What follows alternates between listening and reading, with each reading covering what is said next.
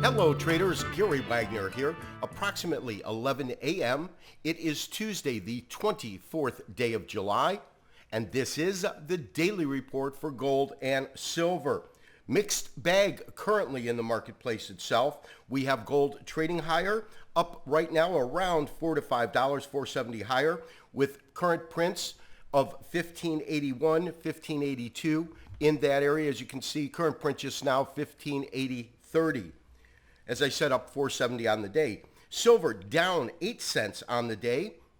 Currently trading at 26.91. That was your close in the COMEX. Cash market currently at 27.08. Once again, the Eurozone figures prominently on investors' and traders' minds and the underlying psychology in terms of market sentiment. What we have seen so far, of course, has been incredible strength in the dollar. The dollar is trading at absolute highs right now, and it's absolutely had its effect on gold, as you can see, sitting around 1580. There can be no doubt we are forming some sort of a wedge, a compression triangle. We have been talking about it. We also know that typically when this wedge or triangle reaches an apex, you're going to get a hard breakout one way or the other. Typically, it will go in the direction of the trend, and the current direction, of course, has been down. There can be no doubt about that. But we could see this as a correction in standard Elliott wave format, meaning the 5 legs and then a thrust up. The one thing that I am fairly certain about is that as it gets closer to the apex, the likelihood that the market will break and break sizably one way or the other increases. So traders, let's take this theory, assumption, hypothesis one step further. If in fact we are forming a triangle or a compression wedge, and we're drawing it simply with the lows intact right in here, and our resistance area is going to be drawn from these upper highs, if we're going to make the assumption that we'll get a hard break one way or the other, let's get an idea of where those points might be. Now, I have talked almost infinitum about the fact that if it does break to the downside, I think that it's got a real potential to hit around 1465 in that area. That is a 30% retracement from what I like to call the big picture. Of course, the big picture starts at the end or beginning of 2009, end of 2008, up to the record top. We've talked about that. On the flip side, if the market breaks to the upside, where might it go? In order to do that, rather than using a retracement, what I'm using is a Fibonacci extension. And what you will see with the Fibonacci extension, I believe, is actually quite interesting in terms of the information that it gives us. Now, on this extension, I am running basically the same Fibonacci data points, meaning I'm starting at the beginning of the super rally, plotting it up to the record high, and then what I'm doing is I'm asking it to run an extension from this bottom area here.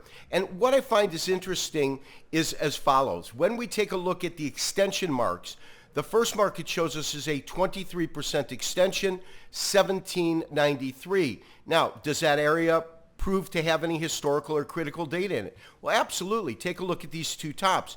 These two tops really line up very, very eloquently to where, in fact, that extension placed it.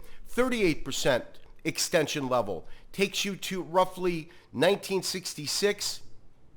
We take a look at these highs, and these highs are just right around this area. 50% retracement would take us to 2106. Excuse me, extension, not retracement. I don't use extensions as much.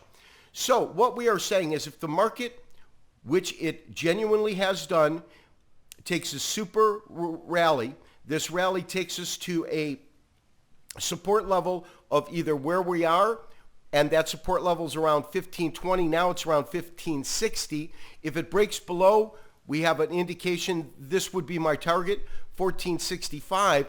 But on the upside, I would look for it to probably go and retest these record highs. That's a 38% extension. And the next target after that would be 2106, which is a 50% extension of this particular rally and correction. Now, traders, the same can be said about the silver market in terms of the type of formation we are seeing. It's very much a wedge formation or a compression triangle formation, any way you want to label it. And it is also coming to an apex. The difference is we really hit the bottom in the silver market. You can see that right in here, this really strong triple bottom. One thing that I do find interesting, and this is a much shorter extension level, but on this one, we are starting from the beginning of the major spike, and this happened 2010, up to the secondary record top, $50 two times.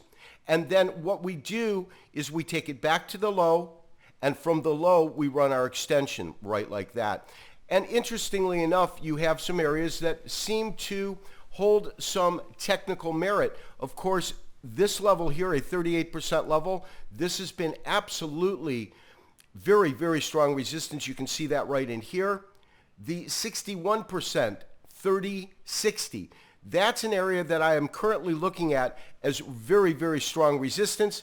And I've got to still look at this area, 26, as very, very strong support. Now, where could the market break to? Well, if it broke to the upside, these are the different targets you're going to look at. Really, 31 is going to be a major area. In terms of a downside break, once it breaks below this area, I should say, if you have a little bit of technical support right at just below $24, but if it could or would fall through this area, you don't really have any technical support until it goes back to 18. Do I think it's going there? Personally, no, I do not. It has formed a very, very good base here. My sentiment is that as this market compresses and breaks down, as it approaches the apex, it should spike to the upside. But I can tell you this, the market's been under, one, extreme pressure, and two, with the basic outlook in a global economy that is sluggish and silver being such a highly used industrial metal, that's going to put some pressure on it too. We'll just have to see. This has been Gary Wagner, wishing you as always good trading. We'll talk to you tomorrow for another daily update and review. Bye-bye.